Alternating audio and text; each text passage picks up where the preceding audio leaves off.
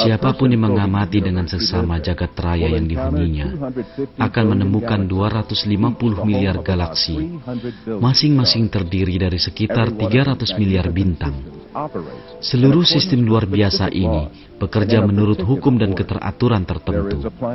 Terdapat perancangan, desain, dan keseimbangan di segenap penjuru alam raya.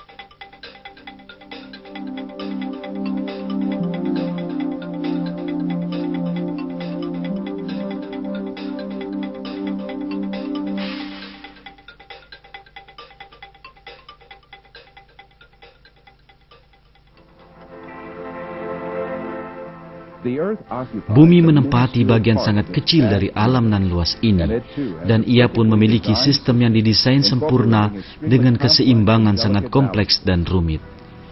Tak seperti benda langit lain yang pernah diketahui, atmosfer dan permukaan bumi memungkinkan terjadinya kehidupan. Air yang menutup sebagian besar permukaan bumi adalah satu di antara unsur utama kehidupan.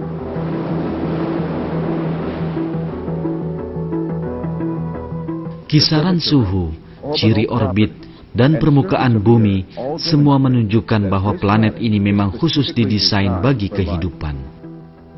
Planet unik kita ini adalah rumah bagi kehidupan yang sangat kompleks dan beraneka ragam. Jutaan spesies tumbuhan dan hewan yang berbeda hidup di bumi dengan sangat harmonis. Keharmonisan ini begitu sempurna sehingga kehidupan terus berlanjut tanpa terusik kecuali oleh campur tangan sengaja manusia. Tapi, bagaimanakah sistem dan kehidupan ini berawal? Dengan mengamati seksama makhluk hidup di bumi akan nampak desain yang nyata. Setiap makhluk hidup dilengkapi dengan sistem yang sangat kompleks yang memungkinkannya memainkan peran dalam keseluruhan sistem tersebut sebaik mungkin. Karena kehidupan ini terancang, terdesain dan tertata, maka sudah pasti ia memiliki pencipta. Dan pencipta ini telah memperkenalkan dirinya kepada manusia sejak kehidupan ini bermula. Dialah Allah yang menciptakan langit dan bumi dari ketiadaan, dan yang menciptakan segala sesuatu di dalamnya.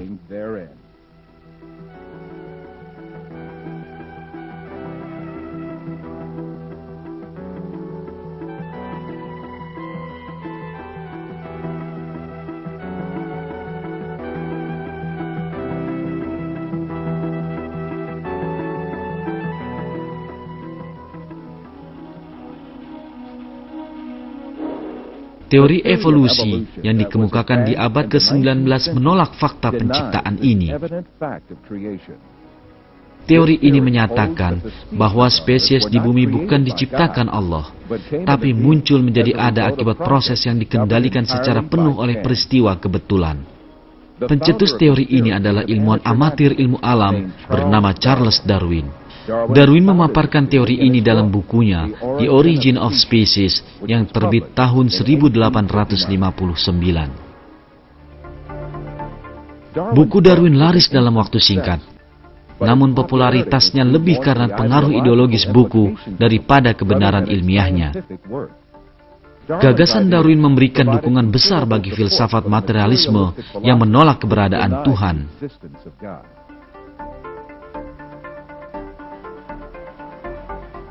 Pendiri materialisme dialektika, Karl Marx, mempersembahkan bukunya Das Kapitalis kepada Darwin dan menuliskan pada sampul buku tersebut kalimat, "Kepada Charles Darwin, dari seorang pengagum setia."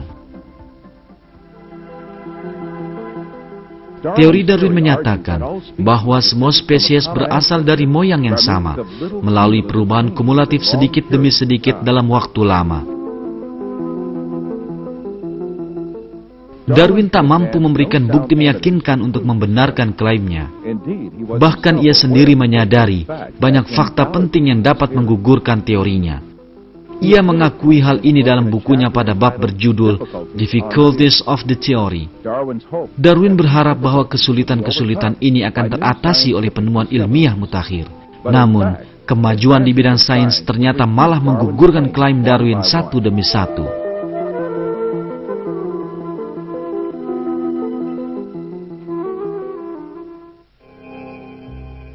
Darwin berpendapat bahwa semua spesies berevolusi secara bertahap dari satu nenek moyang yang sama. Tapi, bagaimana makhluk hidup pertama muncul menjadi ada? Darwin sama sekali tidak mengulas pertanyaan ini dalam bukunya.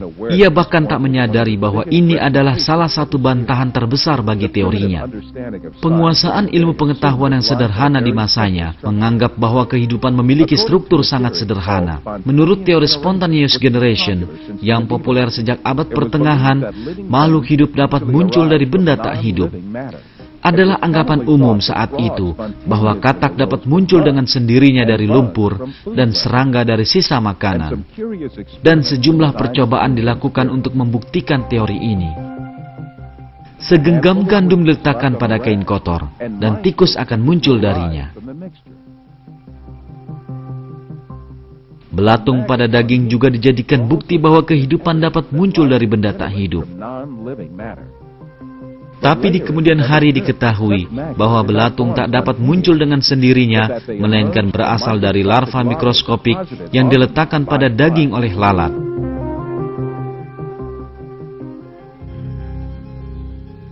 Dan di masa Darwin, kepercayaan bahwa mikroba mudah terbentuk dari benda tak hidup sangatlah umum.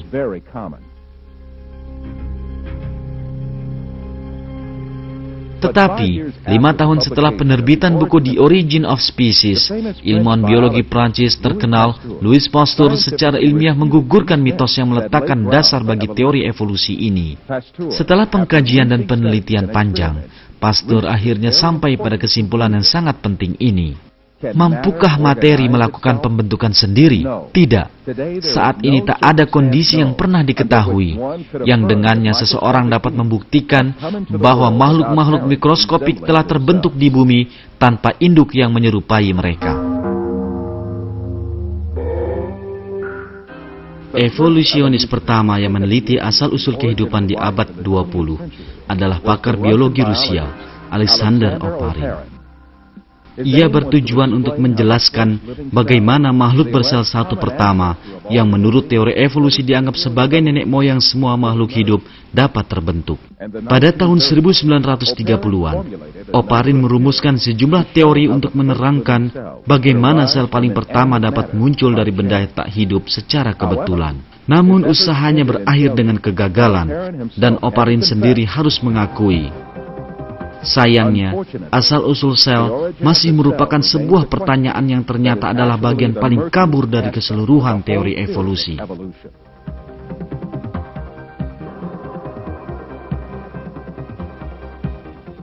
Para evolusionis setelah Oparin melakukan eksperimen untuk merumuskan penjelasan evolusionis tentang asal-usul kehidupan. Yang terkenal di antara eksperimen ini dilakukan oleh ahli kimia Amerika, Stanley Miller, pada tahun 1953. Miller berhasil mendapatkan sedikit senyawa organik sederhana dengan mereaksikan gas-gas yang ia yakini terdapat pada atmosfer bumi purba. Waktu itu, eksperimen ini dianggap bukti ilmiah yang mendukung evolusi. Di kemudian hari, hal ini terbukti tidak benar. Penemuan berikutnya menunjukkan bahwa gas-gas yang digunakan dalam eksperimen tersebut sangat berbeda dengan gas-gas pada atmosfer bumi purba. Miller sendiri akhirnya mengakui ketidakabsahan eksperimennya.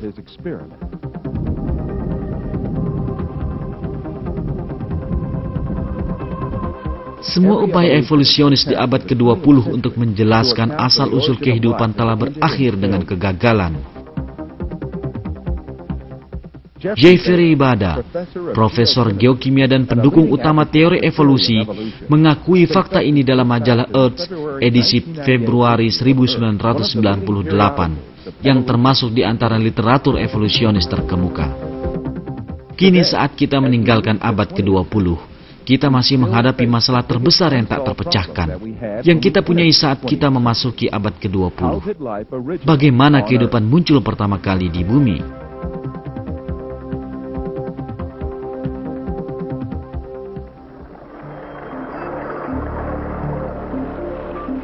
Penghalang terbesar bagi evolusi adalah struktur yang teramat kompleks pada sel hidup.